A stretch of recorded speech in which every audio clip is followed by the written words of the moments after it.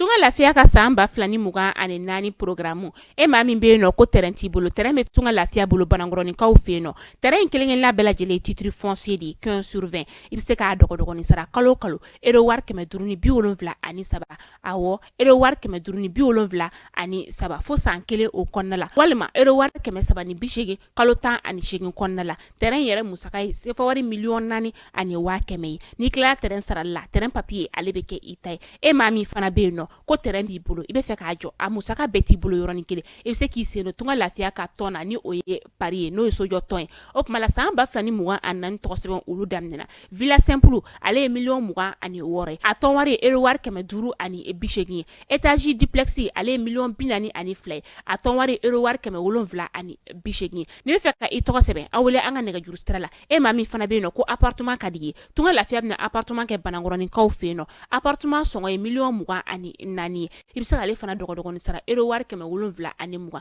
fo san 4 o kɔnɔna la awɔ san 4 tunga lafiya nana tungaranke olu lafiyali kama o kuma la an ka nɛgɛjuru sira a y'o banba 00223 72 18 42 47 walima 00336 41 94 03 80 tunga lafiya ka laɲini ye fɛn min ye maliyɛnden minnu sigilen bɛ jamana kɔ kan u bɛɛ ka se ka so kelen kelen sɔrɔ ba maliba ale kɔnɔna la.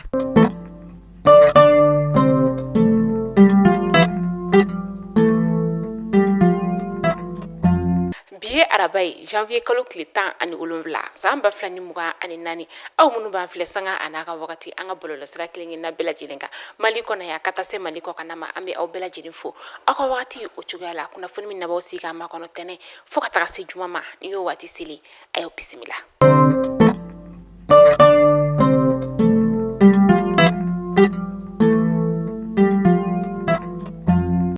Kunnafoni daminɛ la an ka cɛmancɛ fanga jamana ɲɛma n'o ye colonel Asimi Goita ale kɔni ye laada ni ka o lakile tɛnɛndon janvier kalo tile 15 san 2023 a ye Bamakɔ to tigɛbaaw ka taa se an ka diinɛ tigilamaw olu ma an ka jamana marabagatɔ ni o ye gouvernement mɔgɔw ye ministre ɲɛma ale tun bɛ kɛnɛ kɔnɔna la ka taga se CNT ale ni a tɔw bɛɛ lajɛlen ma fɛn min ye laadala sanyɛlɛma foli ye u ye o kɔni kɛ an ka jamana ɲɛma ale la o kɔnɔna la sa an ka jamana ɲɛma ale kelen ka kuma ni ka o ta kabi a sigira fanga la juin kalo tile 9 san 2021 ani kelen gɛlɛya minnu ni u y'a sɔrɔ u ka baaraw u kɔnɔna la a y'i da don o kuma caman na ni ka walawala maliyɛndenw olu ye ka taga se fɛn min ye barika na takoba ale ni G5 Sahel ni MINUSMA ka taali ko minnu tun bɛ olu kɔnɔna la a ye ɲɛfɔli kɛ maliyɛndenw olu ye a ye foli belebeleba ni ka o ta ka ɲɛsin maliyɛnden kelen-kelenna bɛɛ lajɛlen ma ka sababuya kɛ ko n'i y'a mɛn transition kɔni ale sera ka se fo nin wagati la a sababu bɔra maliyɛndenw olu de la gɛlɛya minnu ni olu bɛ a kɔnɔna la maliyɛndenw kɔni sera ka o gɛlɛyaw ni ka olu kun u bɛ k'a kun hali sisan a ye foli ta ni ka ɲɛsin jamana kɔnɔden kelen-kelenna bɛɛ lajɛlen ma.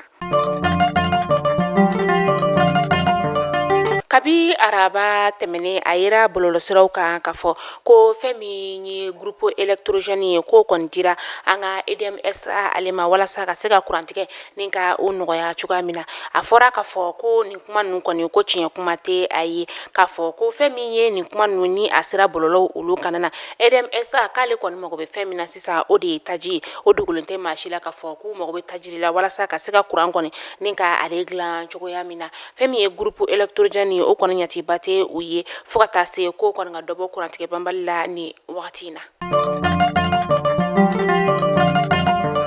Yɛrɛwolo debu sur le rempart o ɲɛma ni o ye Ben le cerveau ye ale kɔni bɛ kaso la ni wagati na n'u ye san 2 kaso kɔni ka o d'a ma ka tila ka san 1 ni ka o juru ka o don a la septembre kalo tile 14 tɛmɛnen san 2023 o kɔni kiri kɛra an ka sigida 6nan kirisoba o kɔnɔna la ye mouvement yɛrɛwolo debu sur le rempart ale ɲɛma ni o ye Ben le cerveau ye a ka kiri o kɛra tɛnɛn tɛmɛnen janvier kalo tile 15 san 2024 kiri tigilamaw y'a yira k'a fɔ ko a ka kiri jaabi kɔni o bilalen don ka février kalo tile 19 nata o ma kɔnɔ. Marakana lamini jagokɛlaw kɔni olu dusuma kasalen don kosɛbɛ ka sababuya kɛ camion belebeleba dɔ ni ale kɔni tun falen don jagomina o la n'a kɔni tun bɛ ka bɔ faaba kɔnɔna la ni ka i kunda dire o kan tasuma kɔni o wulila ale la marakalakaw olu fɛ yen nɔ sibiri don janvier kalo tile 13 san 2024 seerew olu y'a yira k'a fɔ ko camion in n'a kɔnɔminan kɔni tasuma ye a bɛɛ jeni k'a ban pewu nka maa kɔni ma bɔnɛ a nin na an bɛ dugawu kɛ ala ka o kisi a ɲɔgɔnna wɛrɛ ma. Bafulabena lamini kɔnɔna la sa dugu dɔ bɛ yen nɔ ni ale bɛ wele ko Kofe tasuma kɔni donna o dugu fɛnɛ na tɛnɛn tɛmɛnen janvier kalo tile 15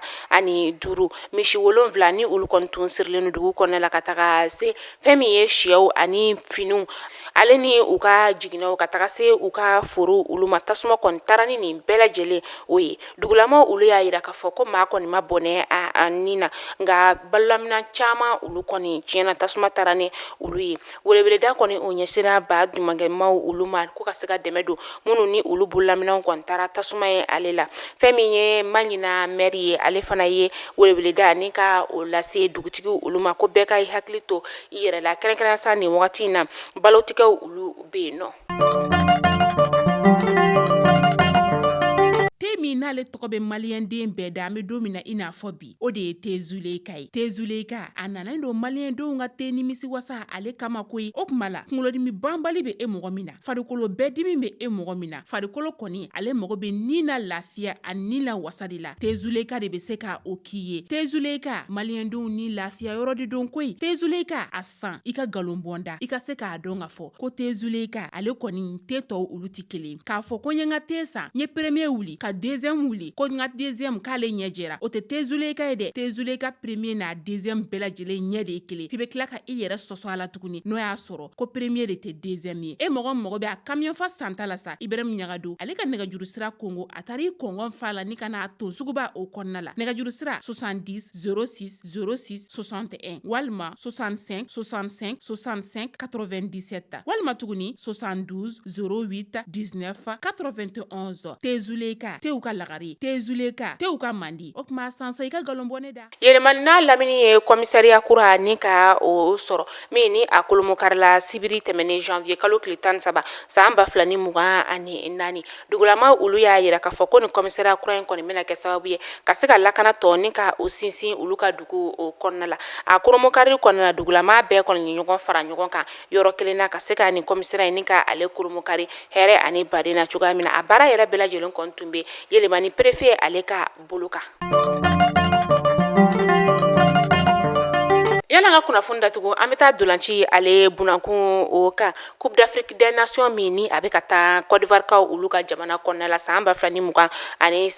ta an ka samatasɛgɛw olu kɔni ni bafana ni o sud africain olu karila ɲɔgɔn na kunu sura ni o bɛnna tarata sufɛla o ma a kɛra stade Amadou Gon Coulibaly o kɔnɔna la korogokaw olu fɛ yen nɔ an ka samatasɛgɛw olu ye sebaya sɔrɔ Sud Afrique 2 ani kanangolo o kɛra sababu ye sa an ka dolancilaw olu kɔni ye san sɔrɔ u ka groupe o kɔnɔna la ni o ye groupe E ni u kɔni kɛra a groupe ma fɔlɔ ale ni Namibie kɔni ka taga se Tunisie kɔni Namibie ye olu ci 1 ani kanangolo an bɛ dugawu kɛ ala ka sebaya di an ka samatasɛgɛw ma ka taga fɛ halisa coupe in kɔni ala ka an ka jamana garisɛgɛ don a la.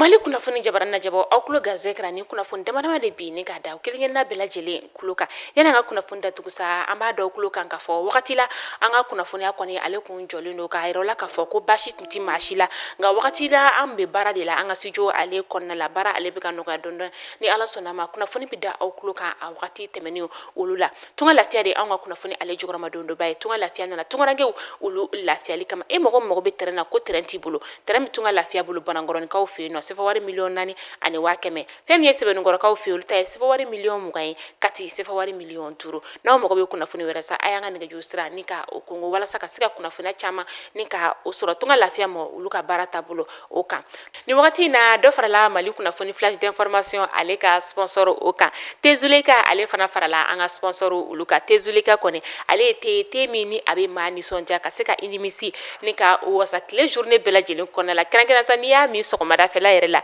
tezuleka fo ka taga se sufɛla ma i bɛ lafiya cogoya bɛɛ lajɛlen na kunkolodimi t'i minɛ farikolo bɛɛ dimi t'i minɛ tezuleka de bɛ se ka o kɛ lafiya ale la o tuma la sa a ye tezuleka a ye o san walasa aw bɛ se ka lafiya cogo min na aw farikolo o la nin wagati in na an bɛ foli belebeleba ta ni ka o di Ibrahim Ɲagadu ale ma ale min yɛrɛ ye tezuleka o tigi ye k'a fɔ halisa a ka a timinandiya o tuma la aw k'an bɛn don n'a nataw la kunnafoni kuraw olu kɛnɛ kan